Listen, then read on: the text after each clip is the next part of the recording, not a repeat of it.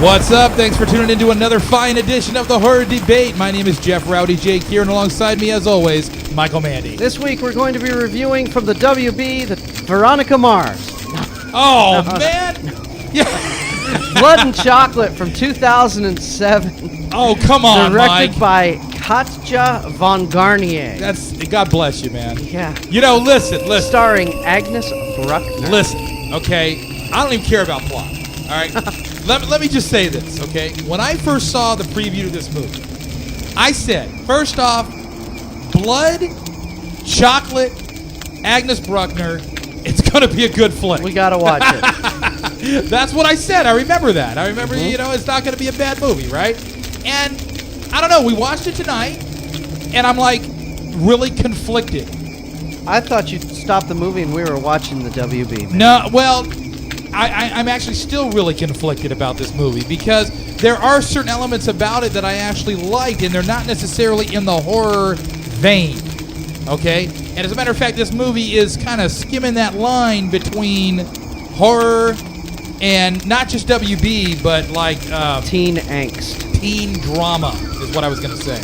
Yeah. So the Romeo and Juliet syndrome. Yeah, and we love you. We love each other, but we can't be together. Well, okay. But as a movie, I mean, we're horror critics, okay? And we took this movie to be based in some sort of horror because that's kind of the way it was. Because they said there's werewolves in it. That's the way it was kind of It's a billed. werewolf I mean, no joking aside. That's the way it was billed, I mean, to the audiences. Oh, man, when I saw the preview for this, I thought it was going to be another Underworld. You know, yeah. blue everywhere and giant CGI werewolves jumping around and everything, and it's not. So I'll give you points for that. Well, go ahead and tell our audience exactly what we're dealing with here. I think we have to give a plot, even though I don't think it really, there's not much there, but go ahead, Mike. Okay, well, the plot of this basically is a long time ago, Agnes Bruckner, when she was a little tiny kid, was living in... A little tiny Brookamaniac. Okay, I'm sorry. Go ahead. Her whole family got killed and she had to run away, and so she fled to Bucharest to live with her aunt.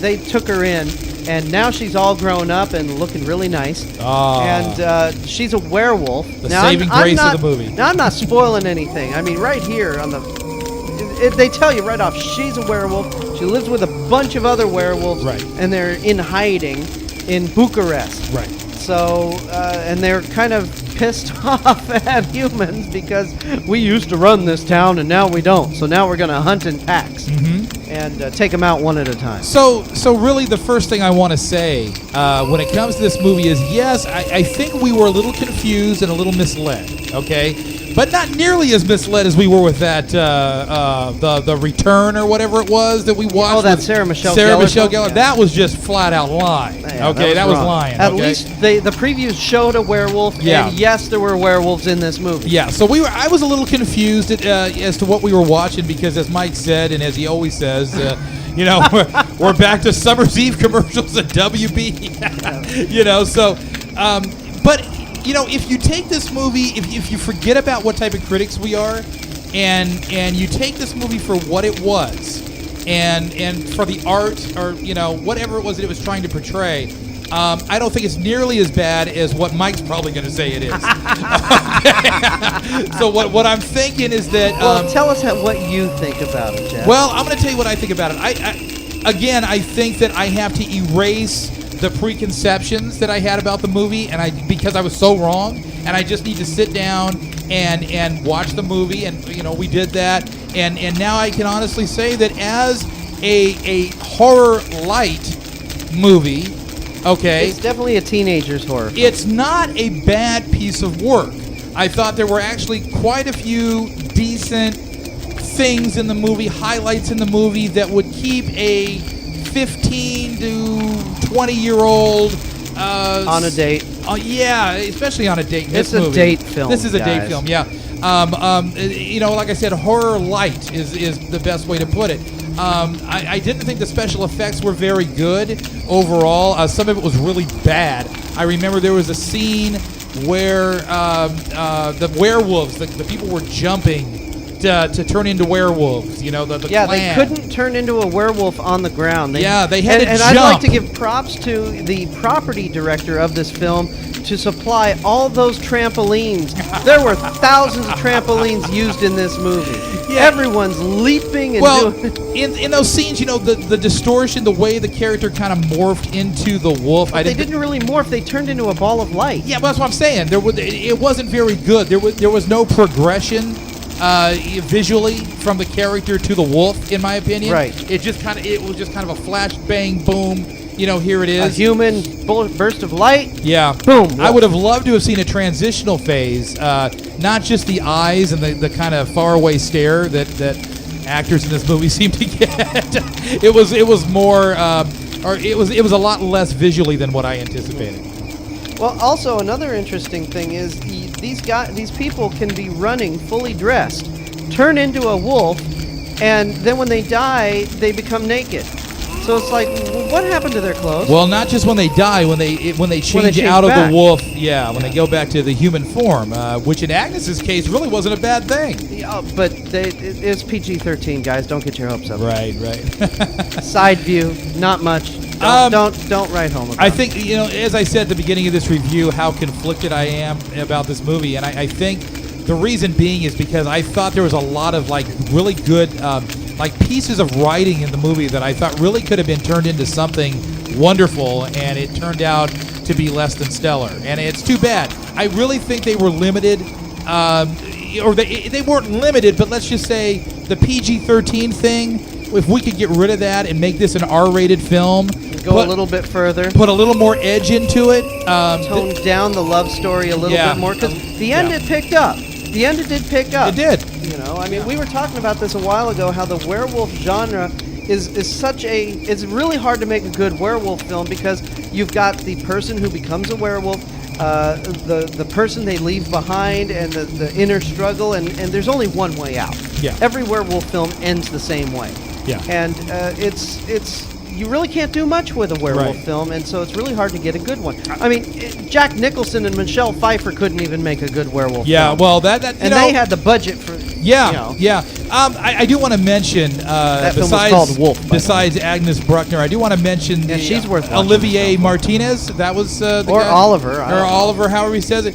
This is the guy that was the love interest of Diane Lane in Unfaithful. Okay, and he's also been in several other movies that I've seen. He was in SWAT. Okay, yeah.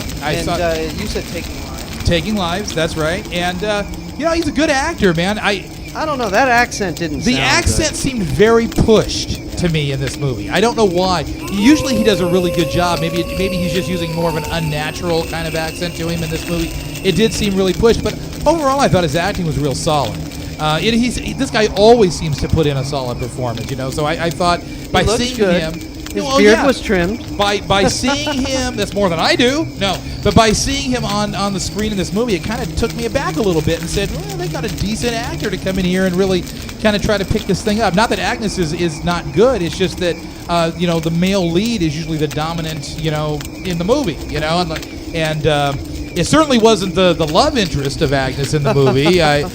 He wasn't carrying anything. I thought it was very cool. They used this thing was all filmed in Bucharest in Romania, and I like it when films make the location a character in the film. Yeah. And this film wouldn't have been the same if it was filmed in Los Angeles or New York. I completely agree. It added a lot of character. The location was almost a character. Yeah. Because of all the statuesque, stuff, the werewolves, the statues, view of the cities, just the architecture. Yeah, right off the top. It was very cool. Absolutely. So I'll point for that. Yeah. I think the whole thing with us, Mike, is that we were shocked because it wasn't what we thought it was. But does that necessarily? But I was expecting it to be something totally different, like Underworld. Yeah. And it wasn't. This didn't have much computer animation in it, with the exception of the morphing into the. But I was expecting it to be a total CGI fest. Yeah. Blue screens everywhere, and it wasn't. Well, it was actually a real film. Yeah, and it's valid just for in my opinion, because I always say this, and I really do believe it. It's valid just for the fact that we didn't really know what we were getting into. And I thought that was really refreshing and kind of nice to sit there and I could see you squirm and go, oh, when is this thing going to start? But I was looking at it from a little bit different angle, and this is much on the love story. This is probably a little different than what y'all expect from Rowdy J in the reviews. I wanted someone to get their throats ripped out. But I will say that I thought the story had enough highlights in it. Agnes did a good enough job. Olivier or Oliver, whatever, Humperdinck, he did a good enough job. I really thought that it stood on its own 2 feet, even though it may not have been what we thought it was. So I'm going to give it, the drum roll, okay, never mind. I'm going to give it 3 stars. Wow. And the reason I'm going to give it 3 stars, again, let me just cover the finer points of the movie. I thought the acting was pretty good. Story had a lot of highlights, even though it wasn't necessarily what we thought it was. And it's, like I said, in my opinion, it's valid just for that. The surround sound in this movie was kicking. Man, when stuff was flying, you really felt it. It was really good. We watched this on Blu-ray, by the way, so of course we are expecting that better oral experience. Or not oral experience, aural experience. You get that after I leave. And I'm on the highway driving home. You always turn this into gutter ball, man. Now relax now. And the honest truth is, guys, if you're looking for hardcore horror, this is not your movie. This is a love story. If you're looking for something light to take your woman to and to kind of snuggle up, but yet you're kind of getting your gore fix a little bit at the same time. There's no gore in this. There's a little bit. It is PG-13. Let's just put it this way. If you got a girl who's maybe unsure about seeing horror, this is the movie to take her to introduce her into the genre. This is more like uncomfortable squirm. Not horror. Uncomfortable squirm. Okay. That's what Mike was during the whole movie. I can tell you that. Jeez, just rip someone's throat out. You're a wolf. Come on, kill someone. Yeah, it's almost more fantasy, in my opinion, than horror. It rides the line between fantasy and horror. It's a werewolf film. Of course it's a fantasy. Well, but people don't jump on trampolines in the forest. All right, but let me just say this. American Werewolf in London to me is not fantasy. No. Okay. No. You see my point. But yeah, there you go. There's another werewolf film which they couldn't go anywhere else with it. It's the standard cliche werewolf. But you see my point. Yeah. That's not fantasy. Oh, they had This comes more into that. I mean, they're all standing in the forest, jumping on trampolines. It's kind of weird. I don't know. I'm going to personally recommend it to people who may be a little unsure about getting into the horror genre. I don't think it's a fantastic movie, but it wasn't painful. It wasn't something that made me go, oh. It was something that made me sit there and go, I wonder. It made me think about who wrote this. And what they were going for, and what they were trying to make you feel when you watch this movie. And they made Mike feel ants in his pants, but they made me kind of feel, like, wow, it's kind of artsy in a way. It was kind of artsy. Well, I liked the fact that it wasn't what I expected. I expected a total CGI fest, and I did not get that, which is good. I liked the filming locations, and Agnes looked very nice. And Agnes, you got to watch Venom. Okay. You got to watch Venom with me, and we're going to do that review because I discovered her in Venom, and I thought she did. You discovered her? Yeah. When I discovered her, she was in Venom. Okay, is that better? And I thought that movie was also pretty good, and again, wasn't what I expected. So maybe the next Agnes film will be. What, comedy horror, or I don't know. She's like she's almost like straddling the lines in some of these movies, So what are we going to expect from Miss Bruckner next time? All right, I'm going to give it 2 stars. 2 stars? Okay, I can see that. All right. I'm just trying to make drama, but I can see it. This is going to be a trend, isn't it? Every time I say something, you're going, what? No, I can totally see 2 stars. The Reanimator one. You know what? Honestly, it's probably a 2-star movie, and I think what really put it was a really good TV movie of the week. Well, what put it over the top for me, and the reason I'm giving it the 3 stars again, Agnes did get naked. Well, not only that, and that was a beautiful thing, but not only that, that, see anything though, guys. Not only that, but again, I mean, if you can put a story together that is not what you think it is, okay, when you sit down to watch it and you still kind of dig it in that really uncomfortable, I don't want to tell my friends about it sort of way, then it's probably valid, okay? And so I'm sticking with the 3, but I think you're probably right overall. The 2 stars may be probably more fair, but I thought that it was done well enough to push onto that 3, so I'm going to take it over the top. It's a date film, guys. Take your girlfriend. She'll like it. Or your dog.